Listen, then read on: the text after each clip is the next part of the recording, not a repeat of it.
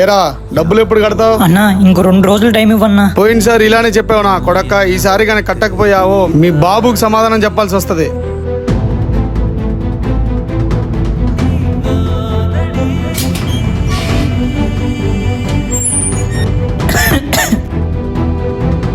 లక్ష్మి అన్నం పెట్టు.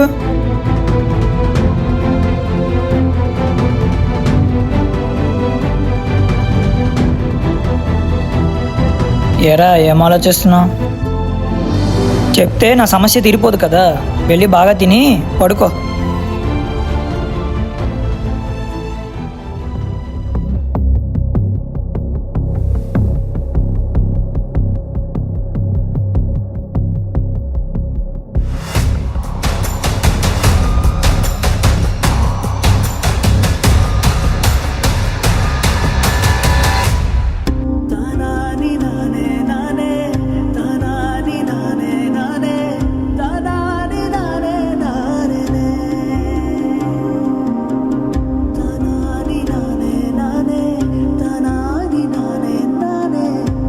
రే మహేష్, నాకు అర్జెంట్గా 15,000 కావాలరా. ప్రెసెంట్ అంత అమౌంట్ నా దగ్గర లేదురా.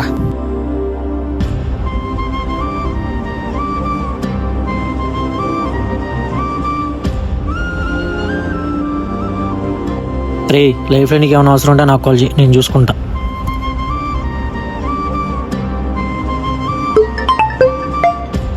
ఈడేంటి ఇప్పుడు కాల్ చేస్తున్నాడు? కట్ చేసాడంటే మళ్ళీ చేద్దాం. హలో. అరే తరుణ్, ఎలా ఉన్నావు? బాగానే ఉన్నా కానీ ఏం అవసరం వచ్చిందని కాల్ చేసావు? రే నాకు అర్జెంట్గా 15,000 కావాలరా. సరేరా, 15,000 సరిపోతే 20,000 పంపమంటావా? అదేంట్రా? సిగ్గుండాలి అడగడానికి. నీ ఫ్యామిలీ ఎంత ఇంతేనా? నువ్వు మీ బాబులోకి అప్పు చేసి బతికేస్తావేంట్రా? రే మాటలు తిన్నగరా అని. అయినా నీతో మాట్లాంటే ఫోన్ పెట్టి ముందు. ఇక్కడ ఆవు కట్టాను కదా, బహుశా నాన్న మేతకు తీసుకెళ్ళాడేమో. ఇప్పుడు అప్పు చేయాల్సిన పనేమొచ్చిందండి? నీకు తెలియదు, ఊరుకో లక్ష్మి. నేనేం చేసినా మన ఫ్యామిలీ కోసమే కదా. ఎంతకాలం అని ఫ్యామిలీ కోసం కష్టపడతారండి?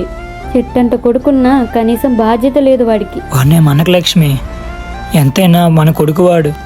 ఏం కష్టం వచ్చినా నేను చూసుకుంటాలే. మిమ్మల్ని ఏ రోజైనా తండ్రిలా చూశాడా? పిచ్చిదానా, వాడు చూసుకున్నా చూసుకోపోయినా ఈ ఎంకన్న కొడుకేవాడు.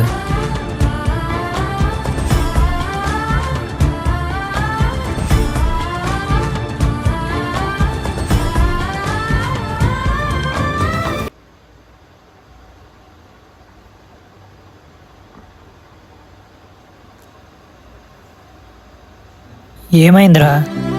ఏం లేదు నాన్న, ఊళ్ళో అందరిలానే నన్ను కూడా ఒక చేతకాని వాళ్ళ చూస్తున్నావా? నన్ను క్షమించు నాన్న.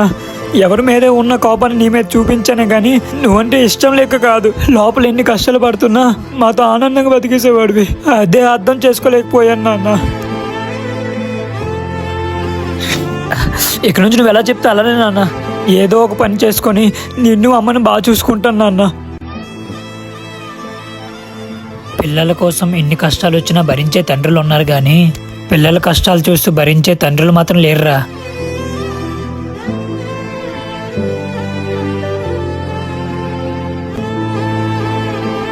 అమ్మకి 15,000 ఇచ్చాను, ఎవరికో ఇవ్వాల్సింది అనుకుంటా, ఇచ్చేసి.